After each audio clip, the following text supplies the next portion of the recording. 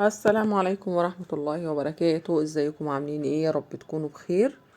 النهاردة هنعمل مع بعض كده طريقة سهلة جدا للفول، بما ان بقى الاسعار في السوق ما شاء الله، يعني الاسعار عالية جدا، وشوية الفول كده ب5 جنيه ما يعملوش نص طبق. قلت بقى نعمل مع بعض كده شوية فول، ندمس مع بعض شوية فول كده بطريقة سهلة جدا. وفي كده تركاية هي يعني عجبتني جدا، هنقولها مع بعض دلوقتي. انا جبت هنا هو نص كيلو فول بلدي. الفولة الصغيرة دي فول بلدي. في ناس بتحب الفول المستورد، بيبقى فولة عريضة كبيرة شوية. انا هنا غسلته ونقيته طبعا. هكون النص كيلو دهوت هحط عليه تقريبا كده بتاع ربع كوباية عدس اصفر.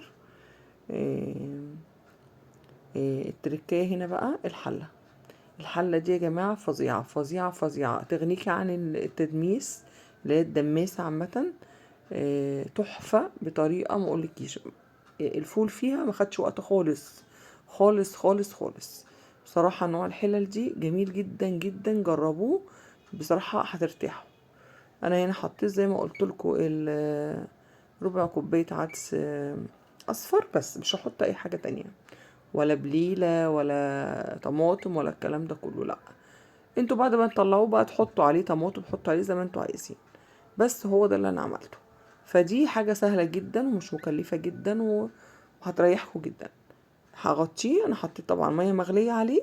اول ما حطيته مش بستنى بحط المية تغلي واحطه كده الكلام ده كله، لا. انا اختصرت كل ده. انا هنا تقريبا ما كملش الساعة ونص. انتوا عارفين الفول بياخد وقت قد ايه؟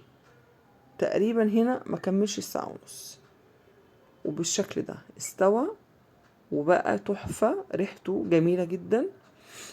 هتاخديه بقى انت هتعبيه في اكياس، هتحبشيه.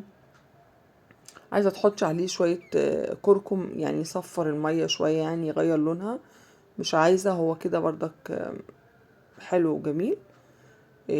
زي ما قلت لكم هنبدأ بقى نسيبه يبرد، وتعبيه بقى في اكياس، تحطيه في الفريزر، تطلعي الكيسة اول باول. بس بشرط اما تطلعي الكيسة هتحطيها في حمام مية سخنة، عشان يرجع تاني زي اللي انت شايفاه ده. ما يبقاش تخين ومكلكع. يعني انتوا ما بتشتروا فول من بره وقعد شوية بتلاقوه كده ايه الغيرة، يعني تخن فيه.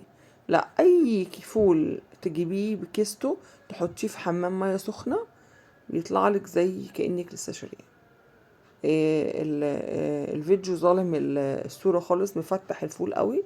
لا، الفول جميل جدا، والفولة لذيذة جدا بصراحة، وطعمها تحفة. انا حطيته في الفريزر، بطلع كيس كيس اول باول بستخدمه. بيبقى لنا بقى الاسعار غالية، فاحنا بنقضوها بقى فول، بتقضيها اي حاجة يعني عشان الدنيا تمشي، يعني لغاية ما ربنا ايه يفرجها علينا.